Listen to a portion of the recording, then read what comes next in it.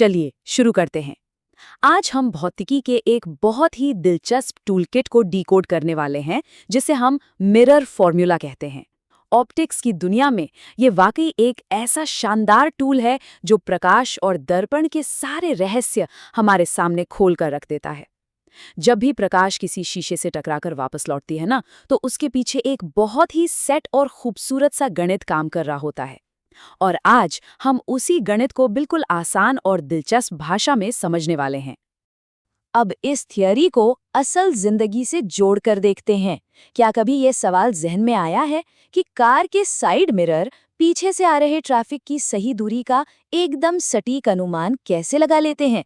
मतलब एक साधारण सा मुड़ा हुआ कांच का टुकड़ा इतनी सटीकता से दूरी को कैसे रिफ्लेक्ट कर सकता है? ये कोई जादू नहीं है, बल्कि एक बहुत ही शानदार गणितीय समीकरण का कमाल है, जो हमारी रोजमर्रा की जिंदगी को सुरक्षित बनाता है। तो आज का रोड मैप कुछ इस तरह रहेगा। हम इसे एक स्टेप बाय स्टेप प्रोसेस की तरह देखेंगे, ताकि हमारा अपना एक शानदार फिजिक्स टूल की तैयार हो सके। सबसे पहले मिरर फॉर्मूला से मिलेंगे, फिर साइन कन्वेंशन के नियमों पर महारत हासिल करेंगे। उसके बाद इसके पीछे के गणित को डिराइव करेंगे, कुछ प्रैक्टिस प्रॉब्लम सॉल्व करेंगे और आखिर में देखेंगे कि असल दुनिया में इन दर्पणों का जादू कैसे चलता है। चलिए बढ़ते हैं हमारे पहले खंड की तरफ। एक मिरर फॉर्मूला से मिलिए। मिरर फॉर्मूला दरअसल कुछ इस तरह दिखता है। 1/f = 1/v + 1/u। ये एक ऐसा इकलौता समीकरण है जो तीन बहुत ही महत्वपूर्ण चीजों को आपस में जोड़ता है। यहाँ u है ऑब्जेक्ट डिस्टेंस यानी वस्तु की दूरी, v है इमेज डिस्टेंस यानी बनने वाले प्रतिबिंब की दूरी, और f है उस दर्पण की फोकल लंबाई। ये वाकई एक बेहद खूबसूरत सूत्र है जो किसी भी भौतिक वस्तु और उसकी परछाई के बीच के एक गहरे कनेक्शन को बड़ी ही आसानी से समझा देता है। और इसी के साथ एक और बेहद जरूरी सूत्र सामने आता है, जिसे मैग्निफिकेशन या आवर्धन कहते हैं। फॉर्मूला है m = -v/u। ये मुख्य रूप से इमेज की ऊंचाई और ऑब्जेक्ट की ऊंचाई का एक अनुपात होता है। इससे पता चलता है कि बनने वाली छवि कितनी बड़ी या छोटी होगी। यहाँ ध्यान देने वाली बात यह है कि ये पूरी तरह से डायमेंशनलेस होता है, यानी इसका कोई अपना पैमाना नहीं है, क्योंकि ये दो लंबाइयों का अनुपात है ना। इसलिए सेंटीमीटर या मिलीमीटर जैसी इकाइयां एक दूसरे को पूरी तरह से काट देती हैं और अंत में बस एक शुद्ध संख्या बचती है।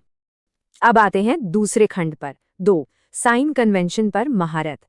तो सबसे अहम बात यह है कि सारी की सारी दूरियां हमेशा दर्पण के पोल से ही नापी जाती हैं। इसे एक तरह का 0-0 बिंदु या ओरिजिन मान सकते हैं। इसके कुछ बुनियादी नियम हैं। इंसिडेंट रे यानी प्रकाश की आने वाली किरण की दिशा में ली गई सभी मापों को पॉजिटिव माना जाता है, और इसके ठीक उल्टी दिशा में नापी गई दूरियां नेगेटिव होती हैं।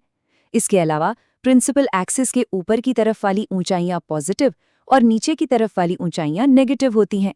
बस इतना सही तो है। अब यहाँ अक्सर एक बड़ी उलझन पैदा होती है, जिसे हमेशा के लिए दूर कर लेना चाहिए। कॉन्केव मिरर यानी अवतल दर्पण की फोकल लंबाई f हमेशा नेगेटिव होती है, क्योंकि इसका फोकस दर्पण के सामने की तरफ होता है। वहीं कॉन्वेक्स मिरर यानी उत्तल दर्पण के लिए ये फोकल लंबाई हमेशा पॉजिटिव होती है। इन दोनों के बीच का ये बुनियादी अंतर दिमाग में एकदम सेट होना चाहिए। इन सारे चिन्हों को एक साथ समझने के लिए ये एक बहुत ही बढ़िया सारांश है। इसमें एक ऐसा फैक्ट छुपा है जिसे बिल्कुल नहीं भूलना चाहिए। ऑब्जेक्ट डिस्टेंस या u सार्वभौमिक रूप से हमेशा नेगेटिव होता है। ऐसा इसलिए है क्योंकि वस्तु को हमेशा दर्पण के सामने ही तो रखा जाता है। और रही बात इमेज डिस्टेंस v की, तो अगर छवि रियल है तो वो नेगेटिव होगी, और अगर वर्चुअल यानी आभासी है तो वो पॉजिटिव होगी। अब रुक करते हैं हमारे तीसरे खंड का। 3 गणित को डिराइव करना। डेरिवेशन के लिए इस पूरी प्रक्रिया को 3 लॉजिकल स्टेप्स में बांटा गया है। स्टेप 1 एक रे डायग्राम ड्रॉ करना जिसमें अल्फा, बीटा और गामा कोण दर्शाए गए हों। स्टेप 2 ऑब्जेक्ट और इमेज के कोणों के लिए सिमिलर ट्रायंगल्स यानी समरूप त्रिभुजों के सिद्धांत का इस्तेमाल करना। और फिर आता है स्टेप 3, जो कि किसी जादू से कम नहीं है। प्रिंसिपल एक्सिस पर एक लंब या परपेंडिकुलर डालकर स्मॉल एंगल अप्रॉक्सीमेशन अप्लाई किया जाता है। इससे कोण इतने छोटे मान लिए जाते हैं कि भारी भरकम कैलकुलेशन चुटकियों में आसान हो जाती है। और ये बहुत ही शानदार तरीके से दर्शाता है कि भौतिकी में कितनी अद्भुत समरूपता है। स्रोत सामग्री की इस लाइन पर गौर कीजिए। ये कॉन्वेक्स मिरर के लिए मिरर फॉर्मूला है, जो कि कॉन्केव मिरर की बिल्कुल समान है। ये बात पूरी तरह से साबित करती है कि दर्पण चाहे जो भी हो, दोनों ही अंततः बिल्कुल एक ही गणितीय समीकरण को साझा करते हैं। है ना कमाल की बात? आगे बढ़ते हैं हमारे चौथे खंड की ओर। 4 अभ्यास प्रश्न हल करना। देखिए, गणित के किसी भी सवाल पर सीधे टूट पड़ने से पहले ये पहचानना जरूरी है कि हमारे पास जानकारी क्या क्या है। जैसे इस कॉनकेव मिरर वाले सवाल को ही ले लीजिए। यहाँ ज्ञात मूल्यों पर नजर डालते हैं। ऑब्जेक्ट डिस्टेंस u -30 सेंटीमीटर है, फोकल लंबाई f -20 सेंटीमीटर है और ऑब्जेक्ट की ऊंचाई h 1.2 सेंटीमीटर है। अज्ञात वैल्यूज की तरफ भागने से पहले इस डेटा को समझना बहुत जरूरी है। अब अपना मिरर फॉर्मूला लगाते हैं। 1f = 1/v + 1/u। जब इन वैल्यूज को फॉर्मूले में रखा जाता है तो कैलकुलेट करने पर इमेज डिस्टेंस v का मान -60 सेंटीमीटर आता है। और ये जो माइनस का साइन है ना, ये बहुत कुछ कहता है। ये स्पष्ट रूप से बताता है कि बनने वाली छवि दर्पण के ठीक सामने 60 सेंटीमीटर की दूरी पर मौजूद है।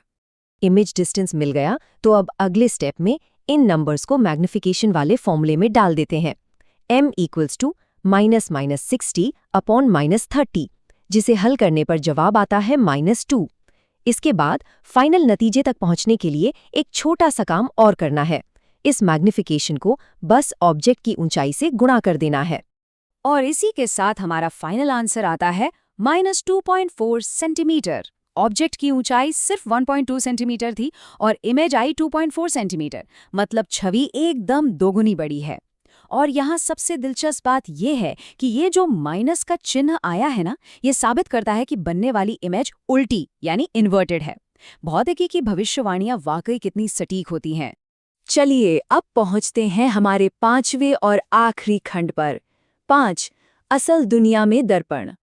अब इस हिस्से के बारे में जो बात सबसे ज्यादा दिलचस्प है वो ये है कि डेंटिस्ट हों, गाड़ी चलाने वाले ड्राइवर्स हों या ब्रह्मांड की गहराई नापने वाले खगोल वैज्ञानिक, ये सभी इसी सटीक भौतिकी टूलकिट पर पूरी तरह से निर्भर करते हैं। डेंटिस्ट कॉनकेव मिरर का इस्तेमाल करते हैं ताकि दांतों की एकदम स्पष्ट और बड़ी इमेज मिल सके। कारों के रियरव्यू मिरर में कॉन्वेक्स मिरर लगा होता है ताकि पीछे के ट्रैफिक का एक बड़ा और सुरक्षित नज़ारा मिल सके।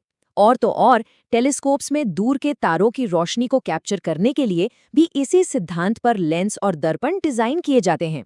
तो अंत में ये पूरा सेशन एक बहुत ही गहरा सवाल छोड़कर जाता है।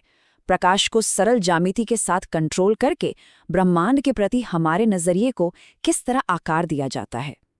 ये सवाल वाकई इस मिरर फॉर्मूला की असली ताकत को बयान करता है। एक इतना साधारण सा समीकरण हमारे देखने, समझने और पूरे ब्रह्मांड को एक्सप्लोर करने के तरीके को बदल कर रख देता है। ये ऑप्टिक्स की वो खूबसूरती है जो विज्ञान को और भी गहराई से जानने की एक जबरदस्त उत्सुकता जगाती है।